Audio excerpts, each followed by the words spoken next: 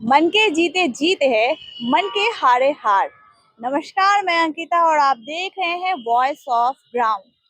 कुछ स्टूडेंट्स का सवाल था कि यूपीएससी और बीपीएससी जो एग्जाम्स होते हैं उनमें कैसे प्रश्न आते हैं और कैसे क्लियर किया जाए, बच्चों को एग्जाम्स के लिए कैसे मोटिवेट किया जाता है। तो इन सवालों को लेकर मैं पहुंची हूं हमारे आईपीएस विकास वैभव सर से मिलने के लिए। और चलिए इसी मुद्दे पर हम उनसे बातचीत करते हैं। इस वक्त हमारे साथ मौजूद हैं हमारे आईपीएस मिस्टर विकास वैभव सर। नमस्ते सर, स्वागत है आपका। जी, नमस्ते। सर, मैं सबसे पहले आपसे जानना चाहूँगी आपकी खुद की जर्नी के बारे में, जो आप यहाँ तक इस मुकाम पर आप हैं, आपके इसके पीछे आपने क्या-क्या सैक्रिफाइस किया अपने फैमिली में, अपने पढ़ाई को लेकर प्लीज़ मुझे ज़रा बताएँ? देखिए, मेरी लाइफ़ बड़ी कमिटेड रही बचपन से ही और मन में एक भाव था कि समाज को कुछ दूँ। तो एक नॉर्मल बच्चे की लाइफ़ से यदि कंपेयर करूँगा तो मैं बहुत पढ़ाकू था, तो पढ़ता था, तो क्लास 9th के बाद से खेलना बंद हो गया था, जब आईआईटी की तैयारी मैं कर रहा था। और आईआईटी जाने के बाद फिर कैंपस ऑलरेडी बिज़ी था और वहाँ यूपीएससी की तैयारी करने लगे। अब समझिए कि एक नॉर्मल लाइफ़ से बिल्कुल कट ऑफ से थे और यूपीएससी की जब तैयारी करते थे, दिल्ली में एक कमरे में बंद होके पढ़ाई चल रही थी। ये मन में ये संकल्प था कि जीवन में कुछ बड़ा करना है, तो जो मैं कर रहा हूँ ये त्याग आने वाले समय में उस पोज़ीशन पर ले जाएगी जहाँ मैं समाज को कुछ दे सकूँगा। तो इसी भाव के साथ बढ़ता रहा और आईपीएस में आने के बाद पहली बार बहुत सालों के बाद फिज़िकल एक्टिविटीज़ फिर से करनी पड़ी। It was quite a challenge, सुबह उठना, दौड़ना, लेकिन फिर मैंने अपने आप को रीडिस्कवर किया और मैंने पाया कि जो चीज़ें बचपन से मैंने नहीं की थी, उनको भी करने का मेरे पास सामर्थ्य था।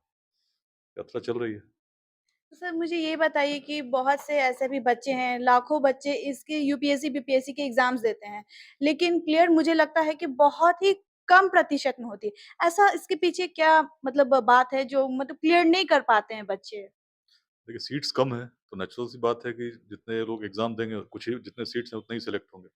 मैं आता हूँ 2003 बैच से। 2003 बैच अभी तक का सिविल सर्विसेज का सबसे छोटा बैच था, जिसमें शायद 260 या कुछ ही सिलेक्शंस हुए थे। आजकल तो 1200, 1500 हर साल सीट होती हैं। अब सोचिए उस सिचुएशन में आना और मेरी रैंक आई थी 60। नाउ ना आज यदि उस 60 रैंक पे आप देखेंगे तो सबको आईएएस तो आराम से मिलता है। बट मेरे समय पर जनरल कैटेगरी में 40 पे ही आईएएस क्लोज़ हो गया था।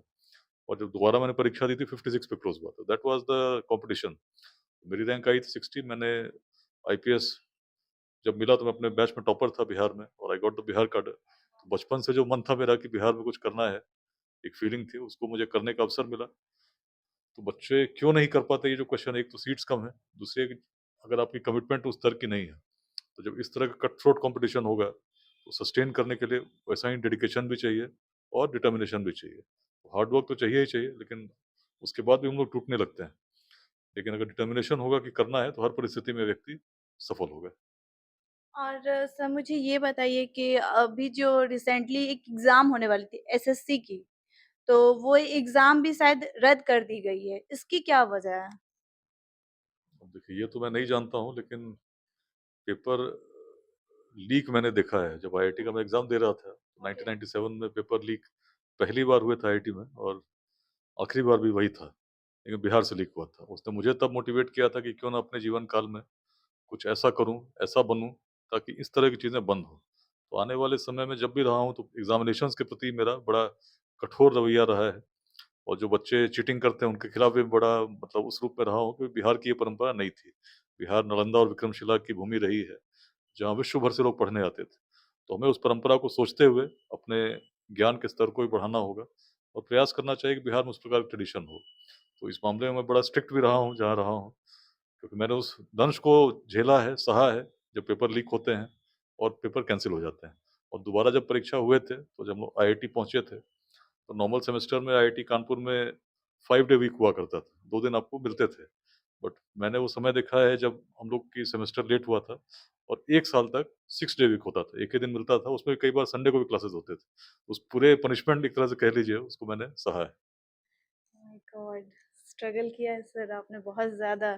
सर मुझे ये बताइए कि बहुत से बच्चे हैं जो एग्ज़ाम देते हैं, उनका क्लियर नहीं हो पाता है और उनके जो पेरेंट्स हैं, मुझे लगता है कि बाहर वाले से ज़्यादा घर वाले जो है बच्चों को डिमोटिवेट करते हैं। इस पर आप बच्चों को कैसे क्या प्रेरणा देना चाहेंगे कि मतलब उनके पेरेंट्स के लिए भी और बच्चों के लिए भी वो मोटिवेशन बड़ा मतलब शब्द हो आपकी तरफ से? देखिए, मैं तो सभी चीज़ों को एक दृष्टि जो उसको लेके देखता हूँ, वो है वेदांत की दृष्टि। स्वामी विवेकानंद ने भी कहा था कि जिस व्यक्ति में पूरे सृष्टि की शक्तियाँ समाहित हों, यदि वो व्यक्ति कहता हो कोई लक्ष्य कठिन है, तो उसने अपनी आँखों पर पट्टियाँ बाँध रखी हैं। इसको ओरिजिनली यदि आप जाएँगे तो बिहार की सोच है। हमारे ऋषियों ने उस समय सोचा था कि हर व्यक्ति में परमात्मा का अंश है। हम लोग कहते भी हैं कि हर आत्मा में परमात्मा का अंश है। और यदि ऐसा कहते हैं और मानते हैं, तो परमात्मा की शक्ति तो असीम है, सामर्थ्य भी असीम है। तो उनके जो एक अंश होगा, उसका भी सामर्थ्य असीम ही है। तो इसीलिए यदि आपके मन में ये भाव आ गया कि मेरे अंदर भी ईश्वर का कुछ अंश आया है, तो निश्चित सी बात है आपकी क्षमता तो कोई कम नहीं है।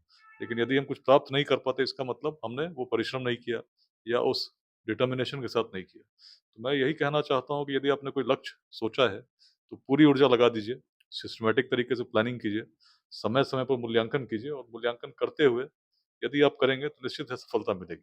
हो सकता है एक बार को प्रयास करें पूरी ऊर्जा के साथ, आप डिसअपॉइंट हो, लेकिन जो परिश्रम है कभी व्यर्थ नहीं जाता। आने वाले समय में आपको सूद समय तक उसका रिज़ल्ट मिलेगा।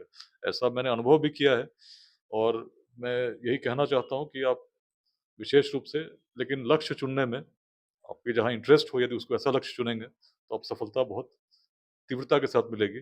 और मान लीजिए आपका इंटरेस्ट है फुटबॉल खेलने में, आपने ज़बरदस्ती लक्ष्य बना लिया कि मैं साइंटिस्ट बनना चाहता हूँ, तो एक विरोधाभास में आप साइंटिस्ट तो बन जाएँगे, लेकिन यदि फुटबॉल प्लेयर बनते तो शायद ज़्यादा अच्छे बनते। तो अपने आप को समझना, ईश्वर ने सबका डीएनए अलग-अलग दिया है। तो someone can make a very good businessman but can not make a good politician and someone can make become a very good researcher but at the same time he can not become a very good student. बहुत सारे अलग-अलग गुण हैं, उसको थोड़ा समझते हुए यदि हम चलें, तो निश्चित अच्छी बात अपने लिए होगी। सर वन लास्ट क्वेश्चन कि मतलब हमारी नज़र में एक बच्चा है, ठीक है? वो यूपीएससी, बीपीएससी का जो एग्ज़ाम जो होता है, वो काफ़ी मेहनत बंदा करता है, लेकिन वो क्लियर नहीं कर पा रहा है, वो बहुत टैलेंटेड है, बट वो क्लियर नहीं कर लास्ट ऑप्शन उसने सुसाइड का चुना।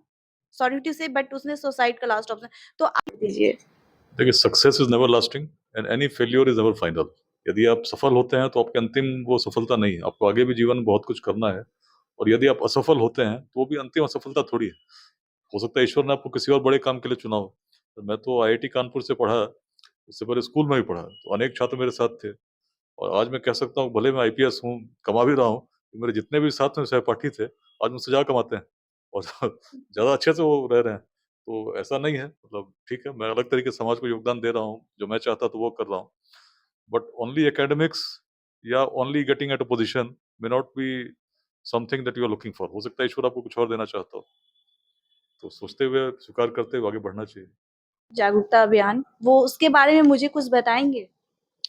देखिए, बिहार विकसित हो सभी चाहते हैं, लेकिन विकसित कैसे होगा इसके बारे में सबके मन में संशय है। तो लेट्स इंस्पायर बिहार एक प्रयास है ऐसे लोगों को जोड़ने का, जो जाति, संप्रदाय, लिंग भेद, विचारधाराओं के मतभेदों से ऊपर उठकर बिहार में हर व्यक्ति कैसे शिक्षित हो, कैसे स्किल्ड हो, कैसे हम इन भावों से ऊपर उठकर बिहार में शिक्षा की क्रांति, व्यक्ति किसी जाति का उसको हम शिक्षित कर सकें, स्किल्ड बना सकें और साथ में एक स्टार्टअप्स की क्रांति ला सकें, उद्यमिता की क्रांति ला सकें, ताकि अधिक से अधिक जॉब क्रिएटर्स हम समाज में दे सकें। यही प्रयास है, इसमें आज लाखों लोग जुड़े हैं। छोटे-छोटे स्तर पर लोग के द्वारा निःशुल्क शिक्षा केंद्र भी करीब 27 पूरे बिहार के 14 जिलों में चल रहे हैं और 350 से अधिक स्टार्टअप्स आज जुड़ी हुई हैं।